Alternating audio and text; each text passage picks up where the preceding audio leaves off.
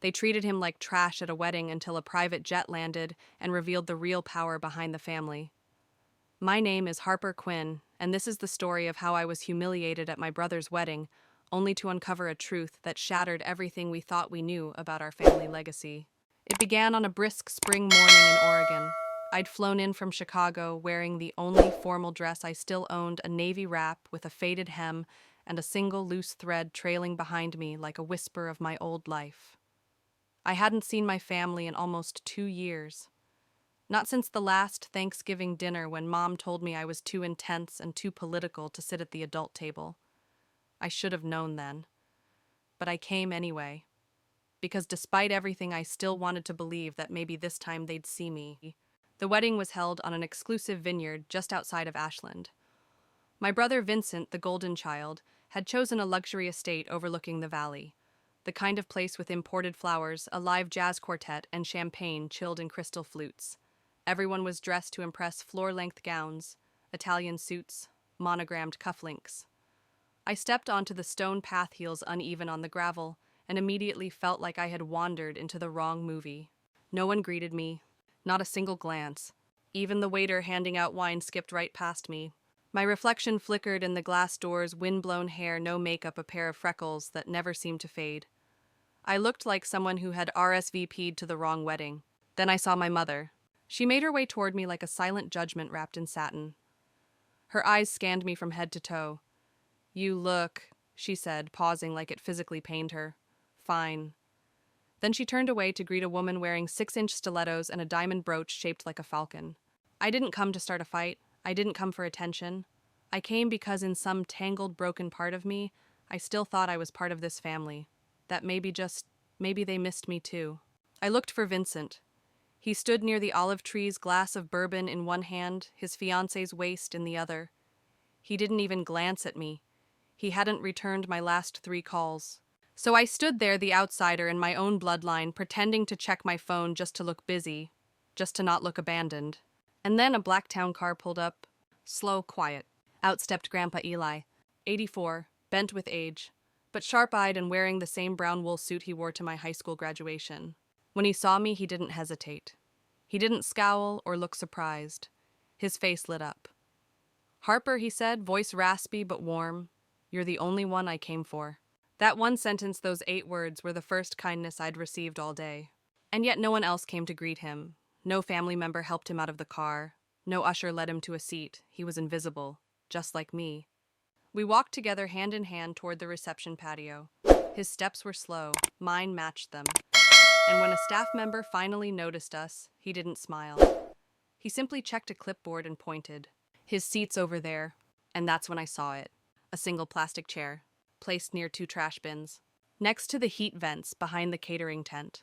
I froze, my fingers still wrapped around Grandpa's trembling hand. If you've ever felt like you didn't belong at your own family's table, like your love wasn't enough to earn you a place, let me know where you're watching this from. Because what happened next, you'll want to hear it all. I stood frozen beside the plastic chair, the smell of burnt oil and stale food wafting from the catering vents behind us. The sound of laughter and wine glasses clinking floated just yards away, so close and yet so untouchable.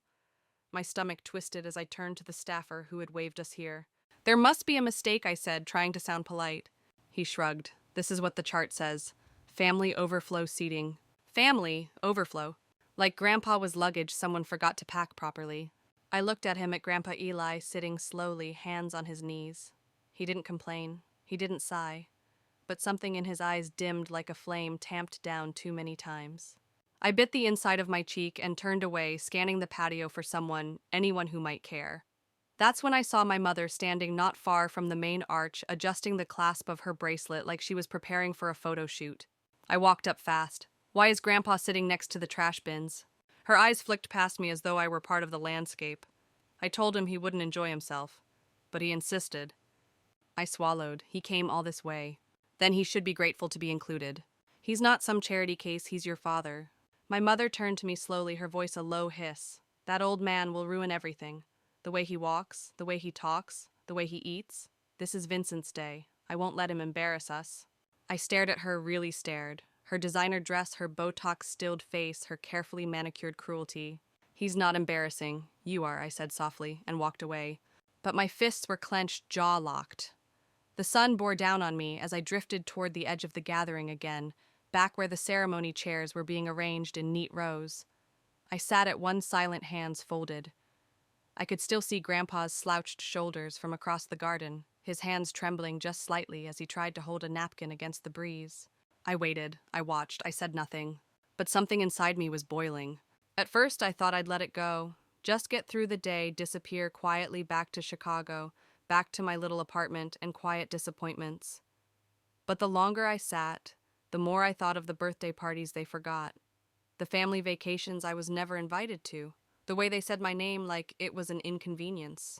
And then I stood up, walked to the small stage where the welcome arch was set, tapped the side of a glass with a fork. The crowd hushed. I felt my voice tremble at first. I just want to ask something. Eyes turned. Faces stared. Why is my grandfather the man who raised me when no one else cared, sitting next to a pile of garbage while strangers are seated at the family table? The silence that followed was heavy, uncomfortable. Then I heard the clicking of heels. My mother stormed toward me, her movements swift, her expression ice. Before I could even register it, her hand cracked across my cheek.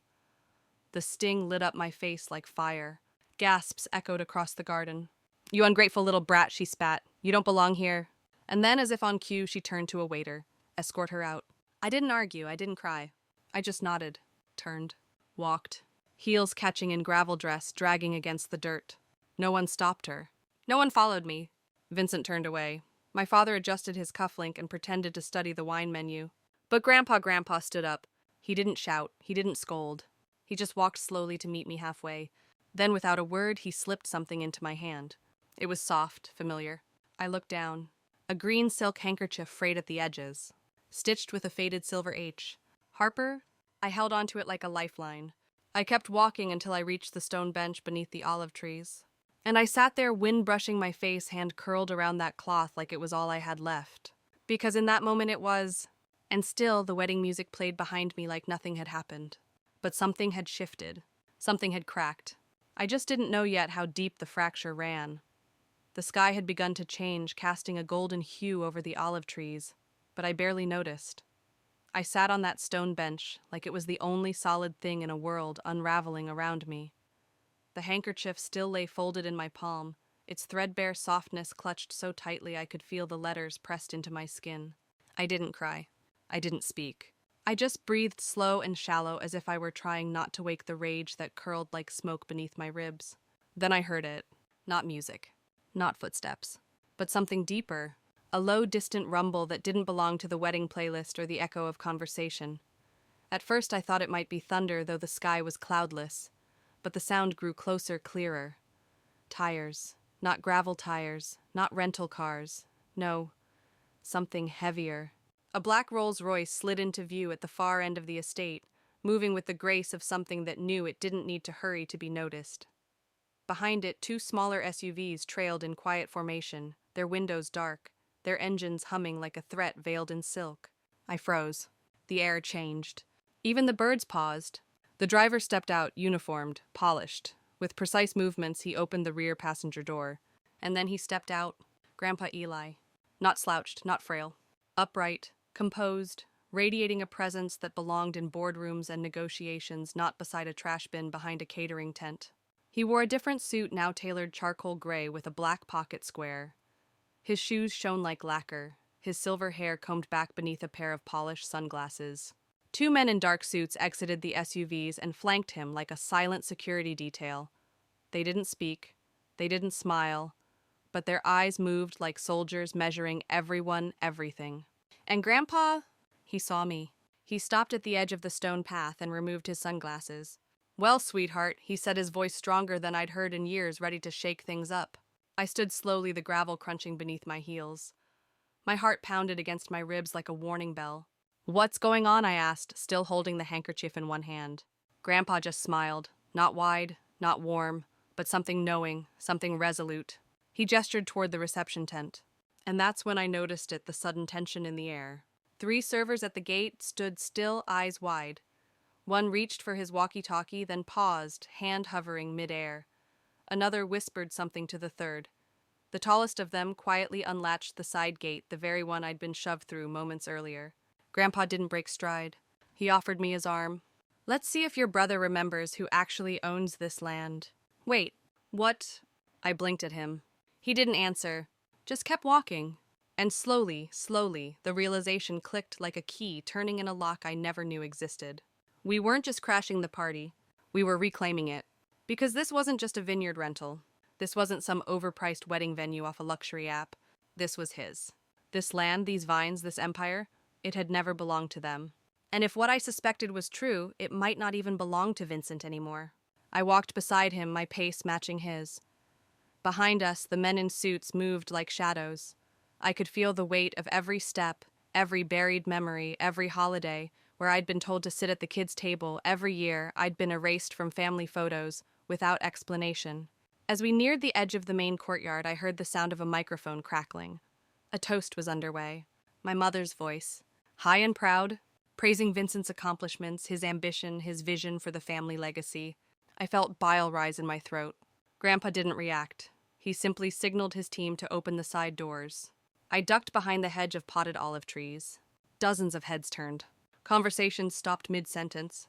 My father's face drained of color. Vincent choked mid-sip.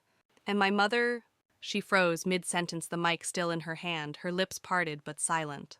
And in the dead hush that followed, if you've ever been erased, made to feel invisible in your own story, drop a comment with the moment it clicked for you. The moment you knew I am not who they say I am. I read every one. The stillness inside that reception tent was so thick you could hear the dust settle. No music, no clinking of glasses, just the sudden collective realization that someone had disrupted the script. Grandpa walked slowly through the crowd like he had all the time in the world. Every eye tracked him, not with confusion anymore, but dawning recognition. The way people turn when the real owner of a place walks in, not because he makes noise, but because everything around him goes quiet. He stepped up to the small stage where the string quartet had stopped mid-measure, and my mother stood like a statue holding a mic she no longer seemed to recognize. Without a word, Grandpa took it from her hand. She didn't resist. She didn't even blink. Just stepped back like her body had temporarily forgotten how to fight. Grandpa cleared his throat. It wasn't dramatic, just a natural breath like he'd been waiting his turn for years. "I wasn't going to say anything today," he began calm measured. "Didn't want to ruin the festivities. But maybe it's time people knew what really built this family." The hush grew heavier. Out in the crowd, I saw my father flinch his hand, moving slowly toward his pocket, like he was reaching for something, maybe his dignity. Vincent stared hard at the floor. The bride's parents looked lost, like they had arrived at a play with no program. I stepped in then, quietly, through the side arch. Not toward the family table, not down the aisle, just through the shadows near the reception arch where I could see but not interrupt. I didn't need to say anything, not yet. One of Grandpa's security men nodded at me, a subtle, quiet gesture. "You're supposed to be here." Grandpa kept going. "I'm 84 years old. I built this vineyard with my own hands. Named it after my late wife, Estelle. I gave it to the family with trust, with hope. I believed it would be used for something good." A few heads turned. Small gasps broke the surface. This wasn't a speech they'd been prepared for. When I flew here today, no one knew. Not because I forgot to RSVP, but because I was never on the guest list. Not even as a footnote. The driver didn't recognize me at the gate. So I was sat next to the trash bins, right next to the vent from the catering kitchen. "And let me tell you something." He paused. The pause was deliberate, surgical. "I know the difference between a seat and a message." His eyes swept across the crowd, and then they landed square on my mother, and I received that message loud and clear. The mic caught the sharp inhale she took like the gasp of someone falling through ice. I stood still, the handkerchief still in my palm, sweat now clinging to its fabric. But I didn't flinch. Not this time. Because this wasn't just Grandpa speaking. This was the truth walking in through the front door and daring everyone not to look away. And then 7 words. 7 words that didn't just split the silence. They cracked it open like an old floorboard, giving way to everything buried underneath. "I built this vineyard for her, not you." People turned, confused, hushed, curious. Someone whispered, "Who is she?" A photographer lowered his camera lens, still pointed at me. Jason's fiancé looked over, eyes narrowing. "Wait, who is she?" The room pivoted in my direction. I didn't move. Grandpa raised a hand and pointed to me. For her? He said it with finality, like the answer to a question the whole room hadn't realized they were asking. And then he took another step forward, looked at my father directly. I left the land in her name, he said, because she was the only one who visited me when I was sick. You remember that, don't you, Richard? And that's when the glow on my father's face died. Like someone had blown out the spotlight and left him standing there exposed without lines to read. You changed the forms, Grandpa said. Didn't you, while I was still recovering? The memory hit me like a jolt of cold water. 3 winters ago, the pneumonia, the calls late at night, the icy drive upstate. I brought soup. I sat with him when he couldn't breathe. I read to him when he couldn't sleep. And then silence. Calls stopped. Messages vanished. I thought he'd recovered. I thought he'd moved on. But no. They had cut me off. Not him. Them. If you've ever realized too late that someone silenced you on purpose, not because you were wrong, but because you were too close to the truth, share what that moment was for you. I see you. You're not alone. The room felt like it was holding its breath. Hundreds of eyes, hundreds of versions of the story unraveling in real time. All the chairs, all the flowers, all the custom menus and carefully planned speeches couldn't hold back the truth anymore. Grandpa didn't stop. You forged the papers while I was under sedation. You used my illness as a curtain, a perfect time to move signatures around. He turned to the crowd now, not just the family. You see, my son didn't just betray me, he betrayed her. He betrayed what this vineyard was built on. And then he raised his cane firm, sharp, and slammed it against a nearby table. The crack echoed. A few guests jumped in their seats. The pianist, who'd quietly resumed playing background music at some point, froze mid-note. You didn't steal it from me, Grandpa said, eyes burning. You stole it from her. I felt a tremble rise up my spine. Not fear, not even anger. Something rawer, older. A fracture in my foundation that was finally finding its voice. Jason took a half step forward, palms out, voice faltering. Okay, let's all just calm down. But Grandpa wasn't interested in negotiation. You locked her out of the vineyard, he snapped. You changed the security codes, barred her from the harvest celebration. You watched her name get erased, and you did nothing. Jason flinched like the words had landed physically. Behind him, the bride's parents stared, lips parted, uncertain whether to step forward or step back. One bridesmaid removed her heels and whispered to her friend, "This is not in the program." Then came a shift. One uncle, my mom's cousin, a family lawyer, stood up from his seat. "Is any of this true?" he asked, directing the question not to Grandpa but to my parents. They didn't answer. They didn't even look at him. My mother's fingers curled around the back of her chair, knuckles bone white. My father lowered his eyes to the carpet. Jason stood completely still, sweat beading at his temples. Grandpa turned to me. He pulled something from the inside of his blazer, an envelope. Thick, cream-colored, embossed with the family crest I hadn't seen in years. He walked slowly to where I stood in the shadow of a vine-covered arch. "This is yours," he said, voice steady. It always was.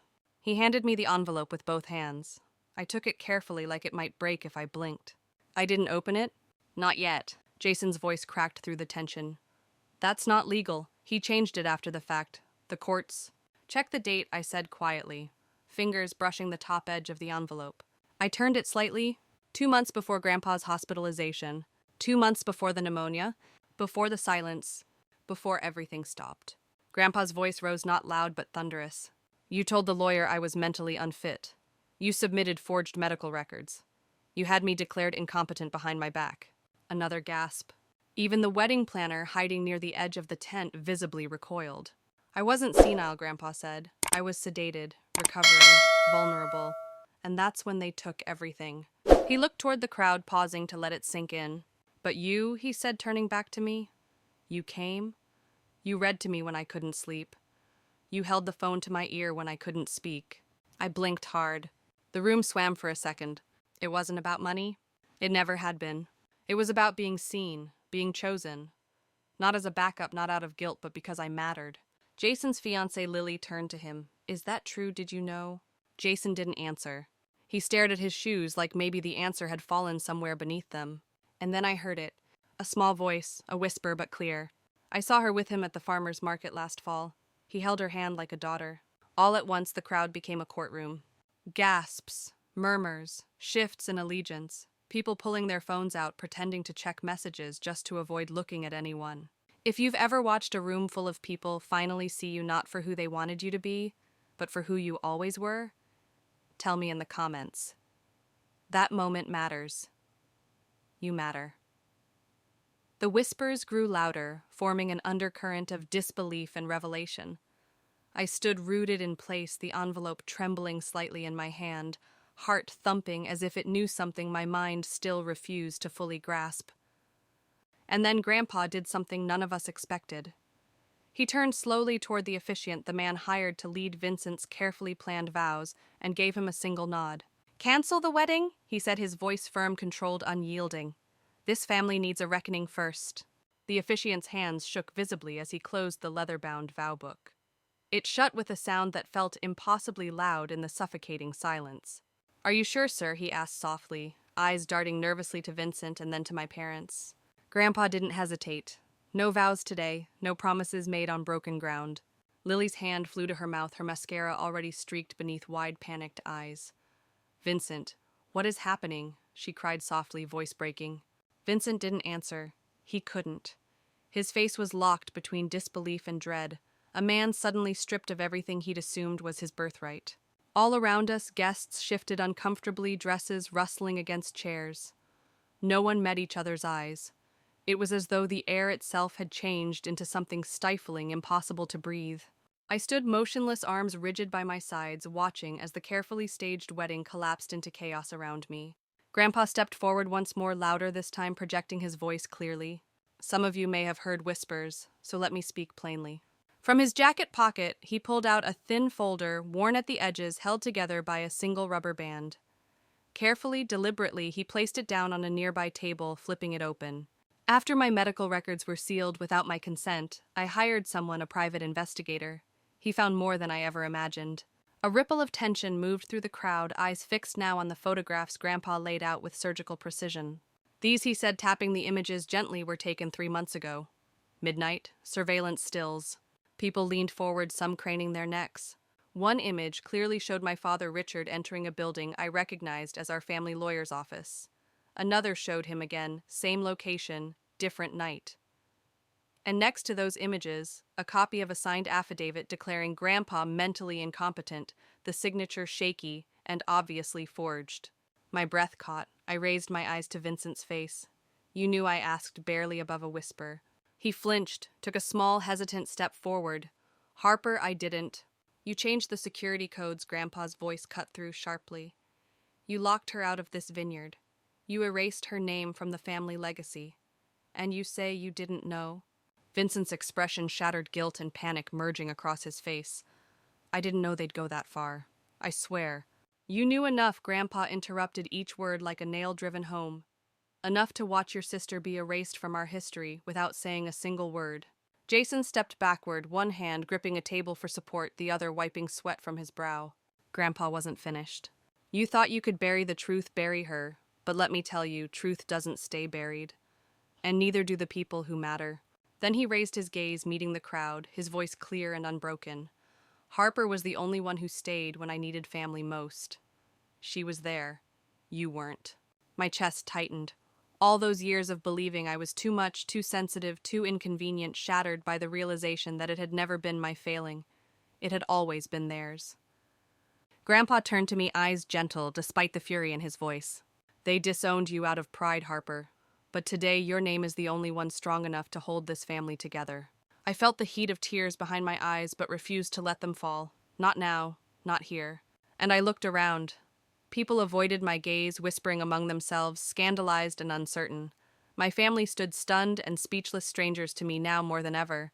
Grandpa's voice softened as he placed a hand on my shoulder. "You deserved better than silence, Harper. You always did." He let that hang in the air, an echo of the truth we all now carried, undeniable and raw. If you've ever had to rebuild your truth from the silence someone else created, leave a comment about how you found your voice again. Every story matters, especially yours. I stood there feeling the weight of the moment press down on me, but also a strange lightness, as if a burden I'd carried for years was finally being lifted. Grandpa's eyes met mine, fierce and proud, and in that glance I felt a lifetime of love and trust. The room still hummed with whispers, but for once the voices weren't about me. They were about the truth finally coming to light. After the storm of revelations, a quiet settled in. Guests slowly resumed their seats, some exchanging looks of sympathy, others in stunned silence. But I was no longer invisible. I was no longer the outsider. I was part of this story, the rightful part. It wasn't just about property or money. It was about justice, respect, and the honor my grandfather had entrusted to me. The vineyard was more than land. It was a symbol of a legacy built through hard work, love, and sacrifice. And for too long, it had been hidden under layers of betrayal and lies. I remembered how Grandpa had always spoken of his wife Estelle, the woman who had nurtured this land and this family with unwavering devotion. I thought of the late nights spent pruning vines with her, the quiet mornings when she'd hum softly as she worked, the way she taught me the difference between a strong bud and a lost cause. That legacy wasn't meant to be buried or destroyed. It was meant to be honored, to be protected.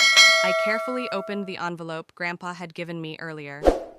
Inside was the original deed to the vineyard, embossed with a seal and stamped with his signature. It wasn't pristine edges curled from years of handling a faint coffee ring staining one corner, but it was real, undeniable. This was my inheritance, not just in legal terms but in spirit. I ran my fingers over the ink, feeling a connection to something much bigger than myself. For the first time, I understood that this wasn't about revenge. It was about reclaiming what was rightfully mine, and what had always belonged to those who loved the land as much as the family. Grandpa settled beside me on the leather sofa, his posture straighter than it had been all day. He looked tired, not from age, but from the weight of years spent holding in the truth. "You checked the signature twice," he said softly. "I know it's real," I replied. He smiled, a small tired curve of his lips. "That's not the hard part," he said. "The hardest part was knowing the day I saw your mother throw away your college acceptance letter, I realized how deep the rot ran." I blinked. That moment so long ago had haunted me. Stanford, a letter I never received, a future dismissed as junk mail. Grandpa leaned back, fingers intertwined over his knee. "I thought I was protecting you by staying silent. I thought shielding you from this family war was best. But I underestimated how far they'd go." The room grew quiet again, filled only with the ticking of an old clock and the crackling of the fireplace. Outside, the vineyard's nightlights dotted the hills like tiny beacons. "I entrusted a lawyer in San Francisco to hold everything until your 30th birthday," he continued. "But your mother intercepted it. She forged power of attorney, declared me mentally incompetent. Took control before I could even fight back." My heart ached with the weight of those words. "She sealed my fate with a signature from a doctor who hadn't seen me in a decade," Grandpa said. "She thought she could erase us both." I clenched my fist, trying to hold back the flood of emotions. "You weren't the failure," Harper, Grandpa said quietly, eyes searching mine. "You were the threat." That simple truth shattered every doubt I'd ever had. I wasn't broken. I wasn't invisible. I was the one who could fix this. I took a deep breath and whispered, "Even when it hurt, I believed in family." Grandpa reached out his hand, warm as it rested on mine. "Family does mean something," he said, "but not all blood deserves the name." I closed my eyes, letting the weight of those words settle. The vineyard outside shimmered under the moonlight, and in that moment I knew my fight was just beginning. The night air was cool and still, carrying the scent of ripening grapes and earth warmed by the day's sun. As I sat beside Grandpa on the worn leather couch, the silence between us was filled with unspoken understanding. The vineyard, our family's heart, lay just beyond the windows, bathed in soft moonlight, untouched, and waiting for someone to nurture it once again. I couldn't shake the feeling that this land, steeped in decades of sweat and sacrifice, had become poisoned not by chemicals or neglect, but by betrayal and greed. The wounds ran deeper than any vine could show.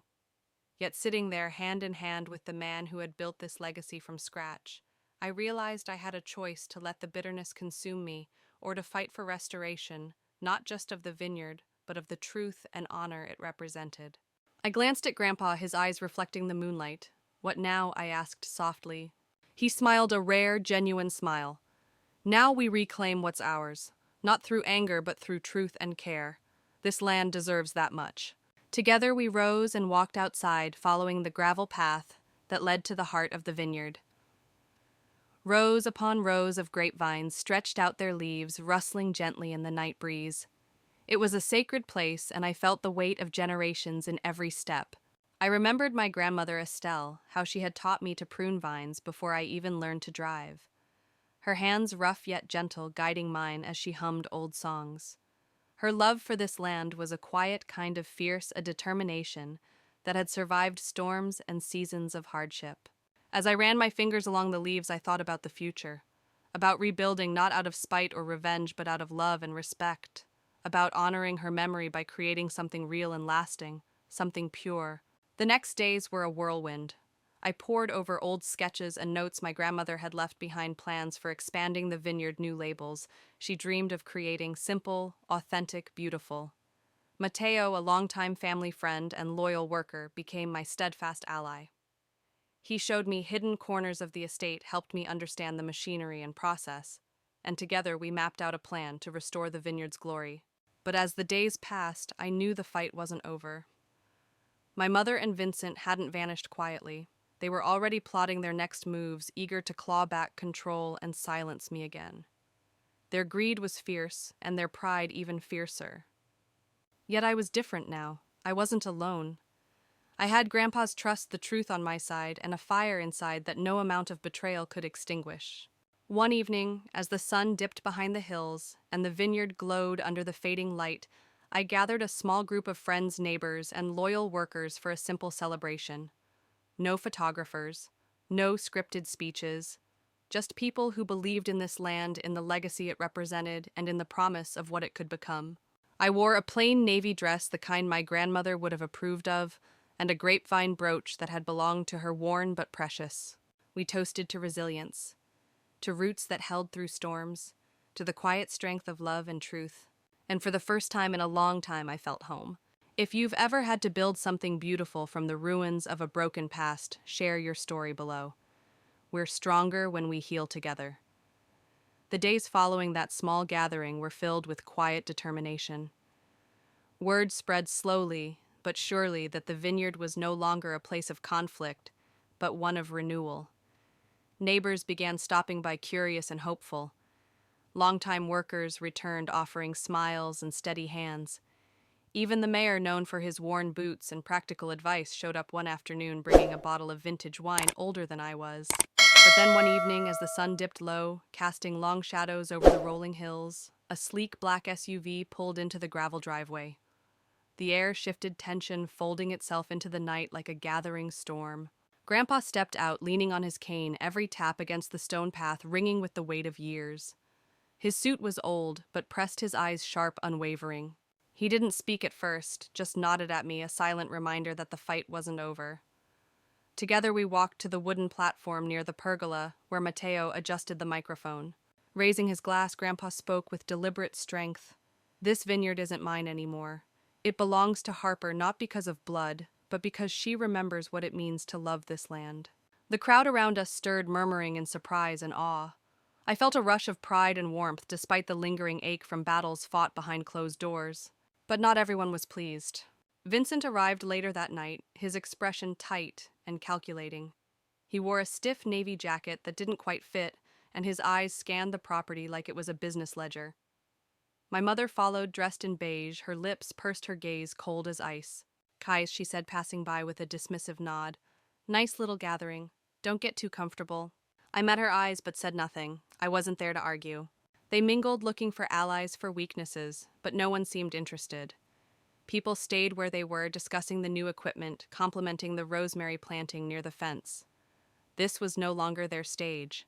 That night the vineyard was alive with quiet celebration and whispered plans for growth.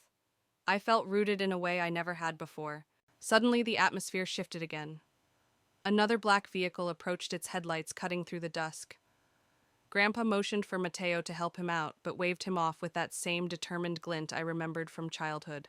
His cane tapped steadily as he made his way through the garden. Despite the years and wear, his steps were purposeful. When he reached me, he paused briefly, nodding silently. We walked together to the platform where Mateo adjusted the mic one last time. Grandpa cleared his throat, raised his glass, and said, "To the one who remembers what family truly means." The crowd fell silent, as if even the lanterns suspended in the olive trees had stopped flickering to listen. "This land," he continued, "has belonged to many, but now it belongs to Harper.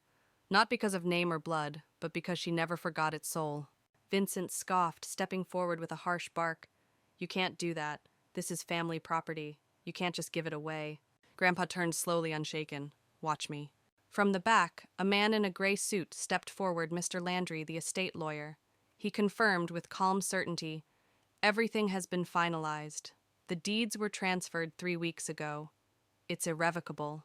My mother's face drained of color, her threats turned to whispers, her presence shrinking with every passing moment. "You're tearing this family apart," she hissed before storming off, heels clicking sharply against the gravel. Vincent muttered something under his breath and followed. My father lingered a moment longer, then walked away silently. I exhaled slowly. The tension began to lift. Guests resumed conversations, some clapped softly, others offered warm smiles. No one mentioned my family again. Later, I took the microphone. My hands, steady, voice clear. "I wasn't raised to believe I'd stand here today, but maybe that's what makes this moment so important. Because this wasn't given, it was earned, it was grown." I held my glass high. "To truth, to roots that hold, to love that endures when nothing else will." As the last guests trickled away, Mateo stayed to help pack up. We sat together on the garden bench, where I once heard Grandma hum while pruning. "You made this home again," he said quietly. I smiled. "It always was," I replied. The vineyard no longer felt like a battleground. It felt like hope. If you've ever had to fight to claim your place, to rebuild your truth, share your story below.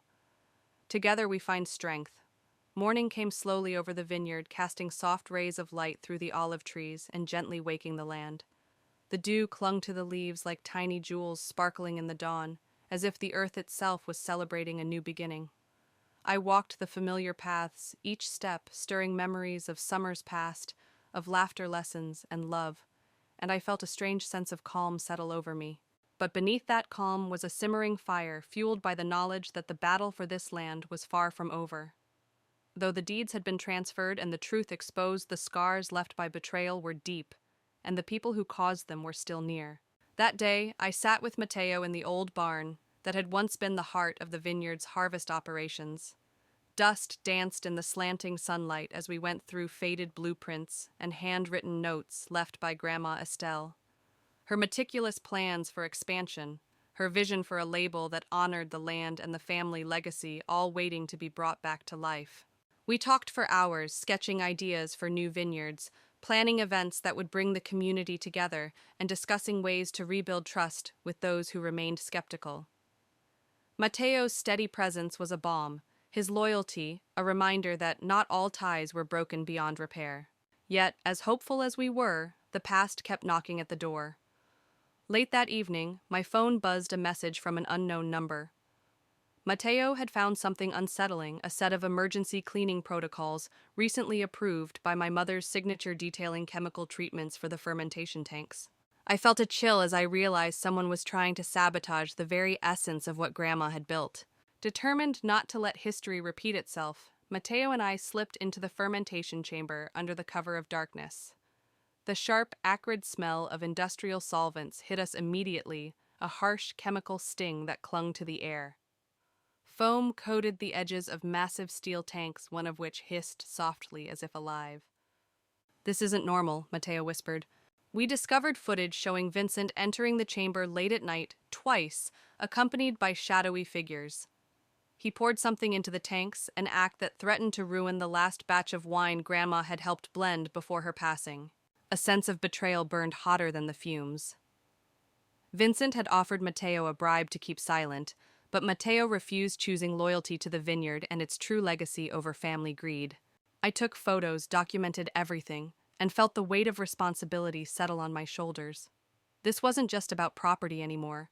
It was about preserving history, honoring a lifetime of work, and protecting a memory that Vincent and my mother had tried to erase. The following day, I faced the boardroom, the heart of the family's business dealings. The tension was palpable as I placed the bottle of tainted wine and the USB drive containing damning footage on the polished table. Jason, the golden child, tried to dismiss the evidence as a family vendetta, but the cold facts were undeniable. The lawyer confirmed the severity intentional product sabotage was a felony. My mother's face twisted with disgust and denial, but no one defended her. "You don't belong here anymore," she said coldly. I didn't flinch. I didn't need to. The vineyard was no longer theirs to command. It was ours to protect. If you've ever uncovered a secret that threatened to destroy everything, share how you stood your ground. Your courage could inspire someone who needs it today. The boardroom was heavy with silence after I laid out the evidence, the poisoned wine, the security footage, the forged documents. The faces around the table were a mixture of shock, anger, and disbelief, but none more so than my mother's, who sat rigid, her jaw clenched tight, as if willing herself not to break. Grandpa, leaning on his cane, stepped forward. His gaze swept over the room, calm but commanding. About a year ago, he began, I revised the family trust. It was time to make things right. A murmur rippled through the crowd. My mother stiffened. Vincent's eyes widened as though punched. He motioned to the lawyer trailing behind him. The lawyer cleared his throat and pulled out a thick envelope. Effective immediately, Grandpa continued, Harper Quinn holds full power of attorney over all family operations. The vineyard, the land, and associated assets are now secured under a separate trust in her name. The words echoed in the room like a gavel striking the bench. My breath caught in my throat. The weight of years of struggle, of being ignored, erased, and silenced, was lifted in a single declaration. My mother's glare shifted from anger to disbelief. She looked at me like I was a stranger, someone who had suddenly stepped into a story she no longer controlled. Jason shoved back his chair abruptly and stormed out, slamming the door behind him so hard that the projector flickered. No one tried to stop him. My mother sat motionless, blinking rapidly, her face drained of color. We were protecting the brand, she murmured, voice trembling. No, I said quietly, meeting her eyes. You were protecting your ego, willing to burn everything just to keep control. There was no love in her gaze, not even hate, just confusion, like she was looking at a ghost. But I wasn't the one who had changed.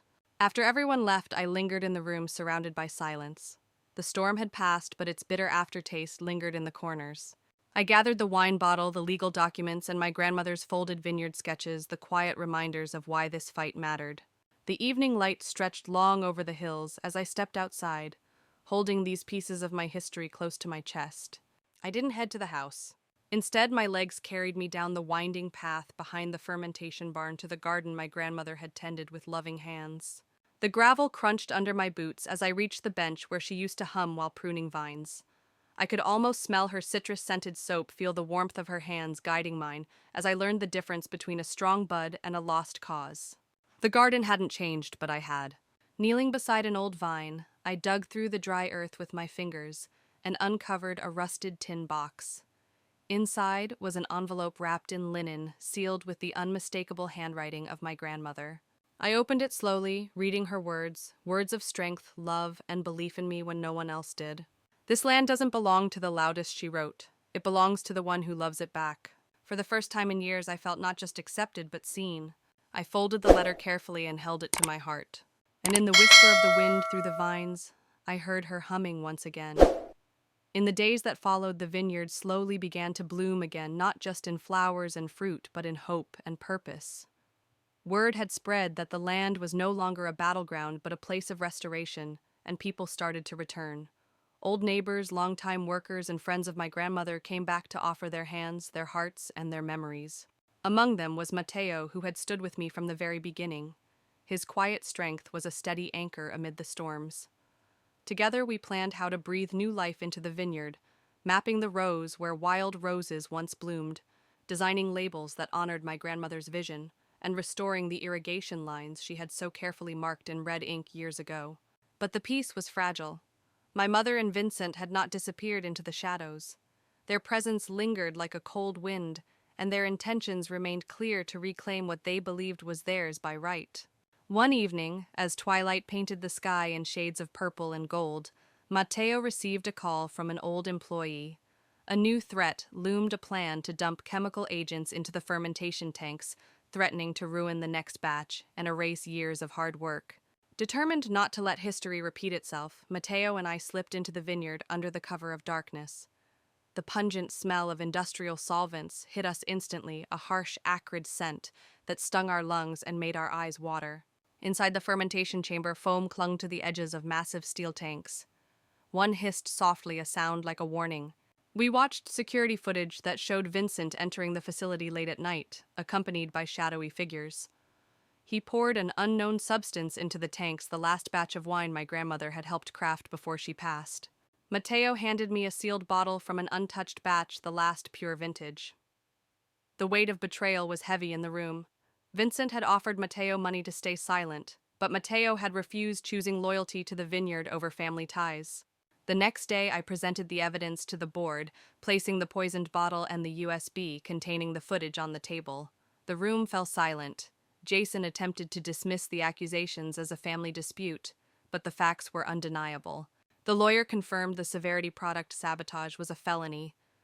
My mother's denial did little to conceal the truth etched across her face.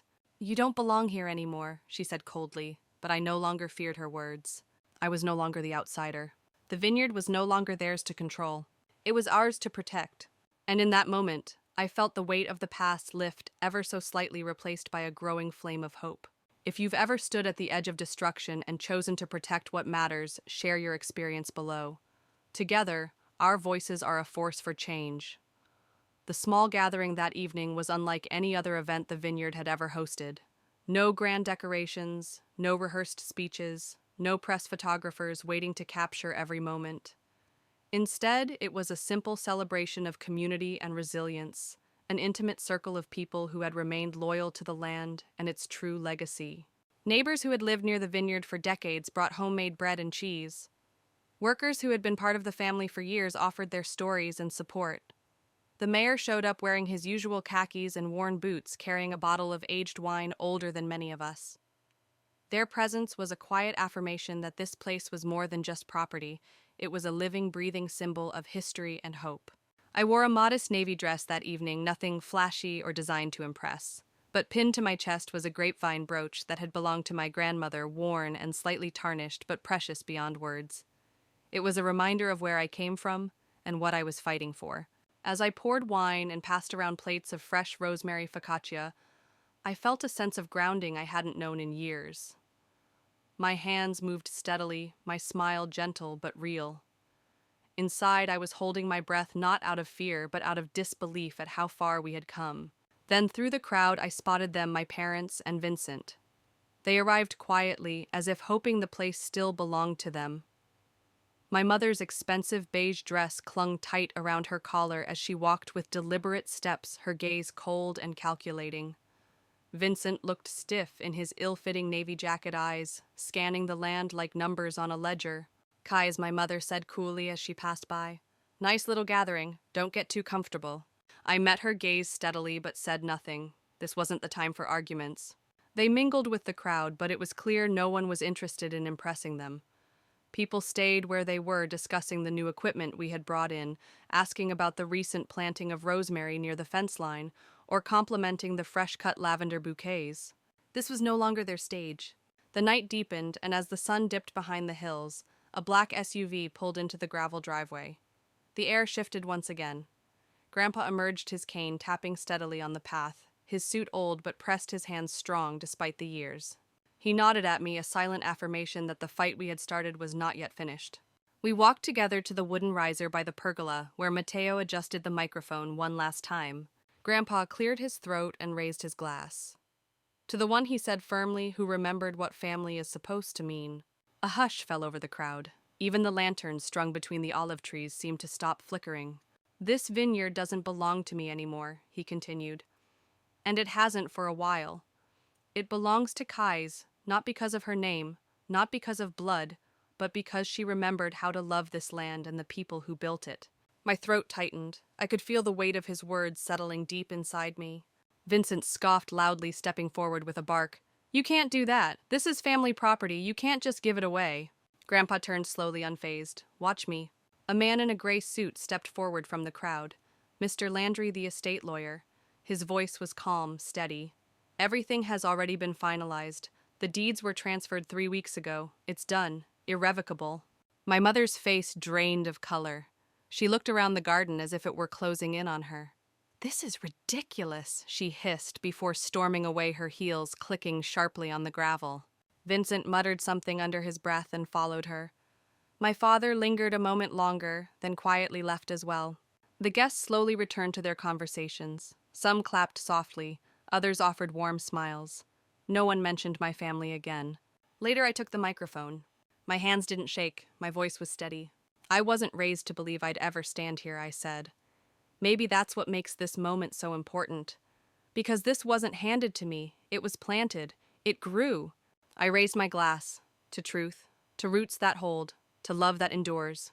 And as the last of the guests left, Mateo stayed behind, quietly helping me fold chairs and collect empty glasses. We sat on the garden bench, where I had once heard Grandma hum softly while pruning vines. "You made this home again," he said quietly. I looked around at the vines, the lights, and the stillness that held it all together. "It always was," I replied. "For the first time in years, I wasn't just a visitor in this place, I was home. If you've ever fought to reclaim what's rightfully yours, or built a new future from the ashes of the past, share your story below.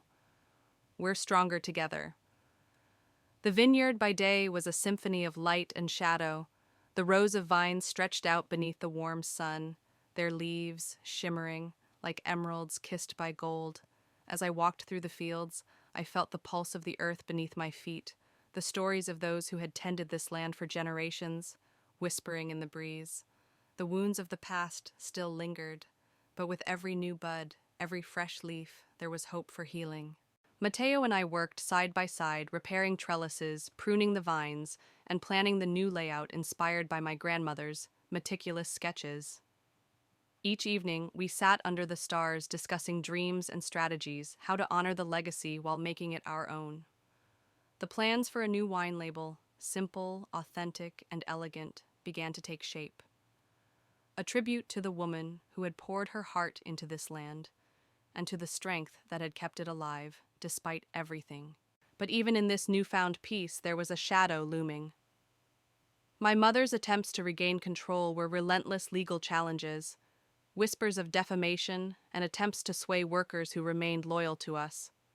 It was a battle on many fronts, but I was no longer alone. I had allies with roots as deep as mine who believed in the vineyard and the truth it held. One afternoon, as the sun dipped low, casting long golden shadows, Mateo handed me a worn, leather-bound notebook filled with handwritten notes and drawings, my grandmother's personal journal, a window into her soul, and her vision for the vineyard. The pages were filled with sketches of irrigation plans, annotations about soil quality, and musings on the perfect blend of grapes for a signature vintage. I traced the delicate script, my fingers trembling with reverence. Her words reminded me that this land was not just property, but a living testament to love, perseverance, and hope. She had faced storms and hardship, yet had nurtured this vineyard with unwavering faith in its future. I realized then that rebuilding was not about reclaiming what was lost, but about planting seeds for generations to come. About creating a place where truth and love could flourish, where families could heal and grow together. The weight of responsibility settled on my shoulders, but it was a burden I embraced willingly. For the first time in years, I felt connected to something larger than myself, a purpose that transcended the pain and betrayal. As night fell, we lit lanterns along the paths, illuminating the vines in a soft, gentle glow. The air was filled with the scent of rosemary and blooming roses, and the quiet hum of life returning to the earth. I stood beneath the pergola, looking out over the vineyard, my heart full and my spirit steady. This was not the end, but a beginning, a chance to rewrite the story to honor those who had come before, and to build a future rooted in truth and love. And as the wind stirred the leaves, I heard again the faintest hint of humming a melody, familiar and comforting, like a promise carried through time. If you've ever found strength in memories and dreams or stood firm to protect what you love, please share your story below. Together, we nurture the roots that keep us grounded.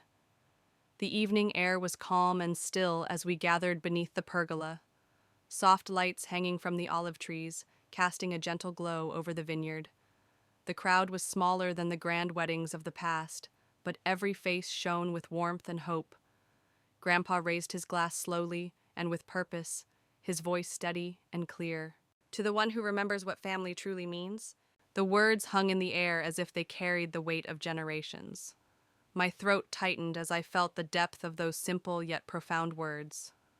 Grandpa continued speaking about how this land no longer belonged to him but to me, because I had nurtured it, honored it, and never forgot the love that built it. The crowd was silent, but their eyes told stories of surprise and newfound respect. That night, the vineyard wasn't just a place of vines and soil, but a symbol of resilience, love, and the power of truth. Vincent arrived unannounced, his face set in disbelief and anger. His voice rose as he protested that this was family property, something he had rights to, but Grandpa met his fury with unwavering calm. You cannot give away what you do not understand to those who do not remember. The estate lawyer stepped forward, confirming the transfer of deeds had been finalized weeks before Vincent's protests fell flat, his anger fading into the night like a passing storm. My mother followed quietly, her presence diminished and her threats lost to the wind. She had fought fiercely to hold on to control, but now she was forced to accept the truth she had tried so hard to bury. The guests slowly resumed their conversations, some offering quiet applause while others exchanged thoughtful looks. It was clear the tides had shifted, and the vineyard had a new guardian. I stepped forward to address the gathering. My voice was firm, yet filled with emotion. I never expected to stand here today, but perhaps that is what makes this moment so meaningful. This legacy wasn't handed down to me. It was built through perseverance, honesty, and love. It is a reminder that the strongest roots grow through the hardest struggles. I raised my glass in a toast, to the truth that binds us to the land and to each other, to the courage to claim what is rightfully ours, and to the love that endures beyond bloodlines. The crowd echoed the toast, and I felt a profound sense of belonging.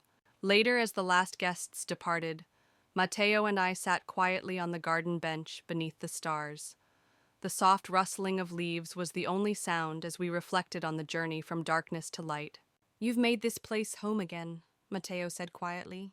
I nodded, looking out over the vines, their shadows long and peaceful. "It always was," I replied softly. For the first time in years, I didn't feel like an outsider, but a part of something enduring, something true, and something worth fighting for.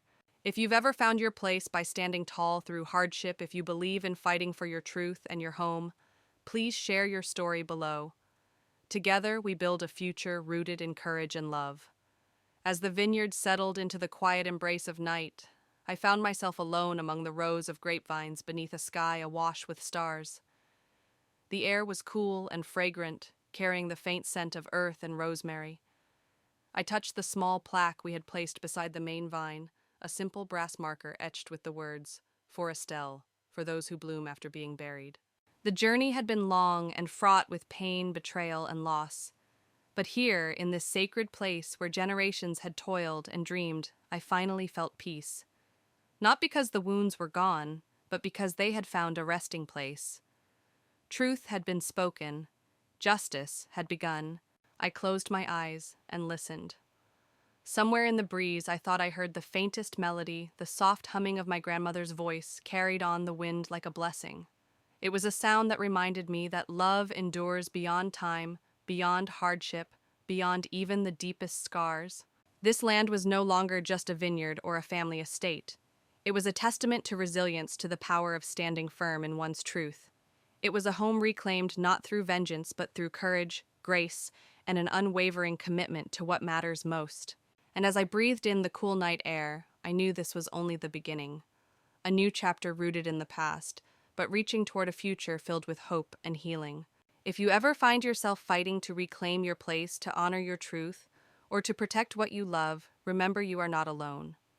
Our stories like these vines intertwine and grow stronger together. Thank you for listening, for standing with me, and for believing in the power of family love and truth.